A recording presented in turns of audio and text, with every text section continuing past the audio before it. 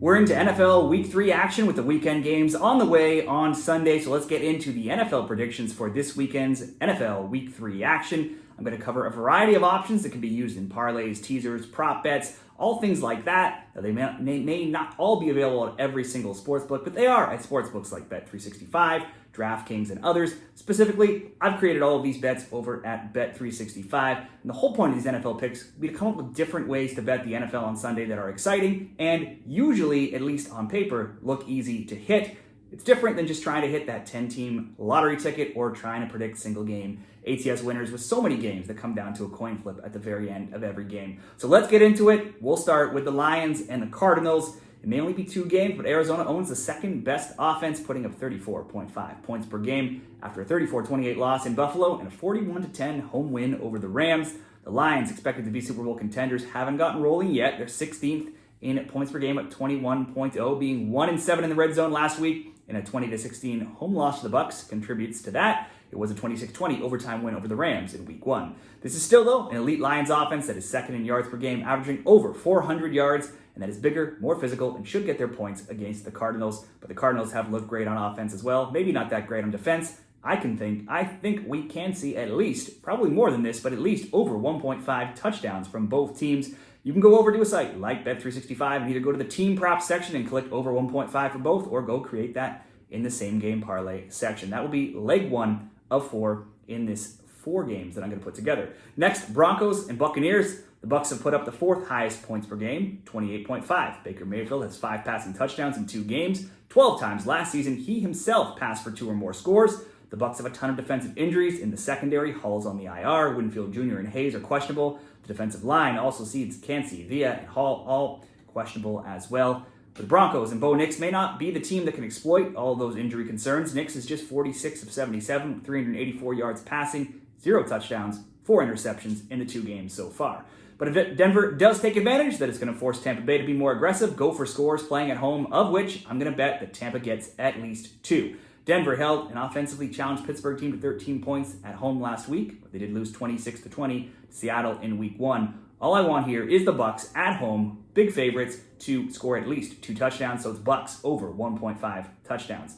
Next up, Chargers and Steelers. The Steelers look like a clear underplay basically every week right now until anything changes. They've averaged just 15.5 points per game. They've given up only 8 points per game. They may be 2-0, but they've scored just 1 offensive touchdown. The Chargers have found success on the ground, being second in rushing yards per game at 197.5, but that may be tough versus a Pittsburgh team who's given up the 4th fewest yards on the ground at just 76.5. The Chargers are 2-0, but wins over the Panthers 26-3 and Raiders 22-10 are not that impressive, especially considering Justin Herbert has not even thrown for 150 yards in either of those games. He's also said to be dealing with an injury, which could mean more of the same this game, which maybe sees him not throwing as much. Kicker Cameron Dicker has made 5 field goals, though. He's a perfect 5 for 5. Now that pales in comparison to the Steelers kicker, Chris Boswell, who is 8 of 8, including being 4 from 4 for 50 yards or more out. This looks like has to be some sort of under, and that is what the odds would say, that it's around 35, 36 points.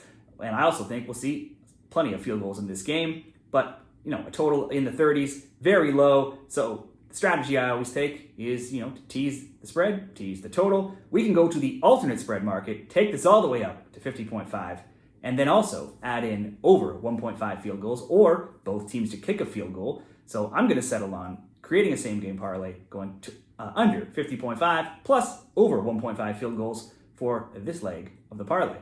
Commanders and Bengals are next. The Commanders' defense was awful. Was awful last season, and it's shaping up to be that way again, ranking 16th, 22nd, and 29th in rushing yards allowed per game, passing yards allowed per game, and points per game allowed. They lost 37-20 in Tampa Week 1, and then won last week 21-18 at home, but it was over the Giants, and it came with them scoring 0 touchdowns. Austin Seibert kicked 7 field goals, so perhaps field goal props for Seibert could be an option in this game, or maybe any game going forward. It's another slow start for the Bengals at 0-2, but 0-3 would just be a complete disaster for them, so surely this is a circle the bandwagon type of game on Monday Night Football at home. They had every opportunity to beat the Chiefs last week, and they were a penalty away at the end from getting that win in the final moments, so they could have got that win last week. I think they will get the win this week, so Bengals money line will be a popular play, but we won't. We'll include that with So Bengals money line under 50.5 plus over 1.5 field goals between Chargers and Steelers. Bucks over 1.5 touchdowns, and the Rams and the Cardinals both to get at least 2 touchdowns. That brings us into plus 141 odds if you combine all of those different options at Bet365. Whether you do the exact same thing that I bet there, or split these up, or use some of that information into different bets, hopefully that works for you.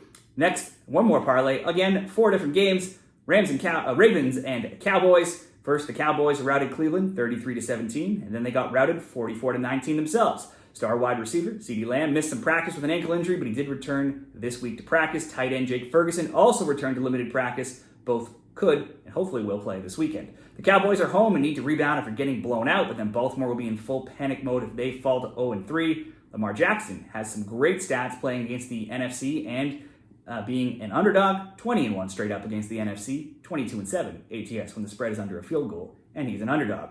I think we should see some scoring in this game, similar to what we did with the Cardinals and the Lions. Let's go both teams to score over 1.5 touchdowns. Next, Texans and Vikings.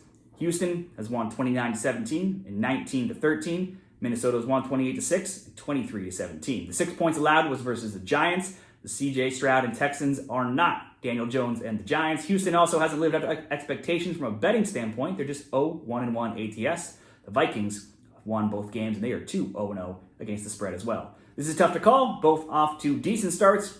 I think we should see at least 10 points, probably more, from both. This is another special type of scoring prop that you can find at certain sports books. Both teams to score a certain amount of points. I've seen this at several. I'm going to go both teams to score 10 or more points between the Texans and the Vikings.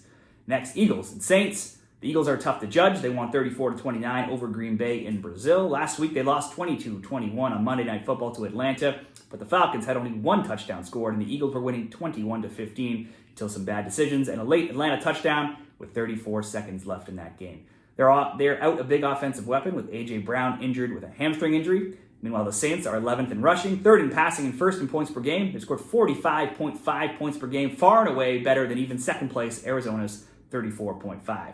That's come from a 47-10 and 44-19 wins over the Panthers and Cowboys. Now, beating up with the Panthers doesn't mean much, though. For this prop, I don't need anywhere near 40 or more points for the Saints. They're playing at home. I'm just going to simply ask them to score at least 2 touchdowns in this game. So Saints over 1.5 touchdowns. And we will round out this 4-leg parlay with the Chiefs and the Falcons on Sunday night. Now, Harrison Butker kicked the winning field goal last week from over 50 yards, and he's already 4 for 4 kicking this season with 2 field goals each game. In 21 total games last season, he had at least 1 field goal in 19, and in one of those 2 where the Chiefs didn't attempt any kicks at all. The Chiefs' offense still doesn't look perfect right now. They're also out Isaiah Pacheco. Travis Kelce hasn't looked that great either. The Falcons' defense is tied 5th for an opponent red zone touchdown scoring, giving up a touchdown only 28.57% of the time. In a dome in Atlanta, there's no reason not to trust Butker if the offense gets bogged down for the Chiefs. In fact, overall, all kickers this season have gone 35 of 39 from 50 or more yards. And if you were just betting the over 3.5 field goal prop, that's 27-5 as well. So all that being said, I'm not going to worry about who wins this game. All I'm going to worry about is the Chiefs kicking at least 1 field goal. So you can go Chiefs over 0.5 field goals in this game. And we can get even money with all of those 4 different props that look relatively simple to hit. Chiefs to kick a field goal, Saints 2 touchdowns, Houston, Minnesota both to get 10 points, Ravens, Dallas over 1.5 touchdowns each. That comes in at plus 105 odds. Those will be my 2 different NFL parlays for week 3. Be sure to share what you're betting in the NFL, no matter what you're doing, straight bets, parlays, survivor picks, teasers, same game parlays, props, whatever it is you're betting. Share it down there in the comments. If you want to get a great bonus to bet on the NFL this weekend, then click the link in the comments, signupexpert.com/shredthespread, and you can find some great new customer offers, even up to $1,500 being offered at some sports books out there. Check it out, and good luck.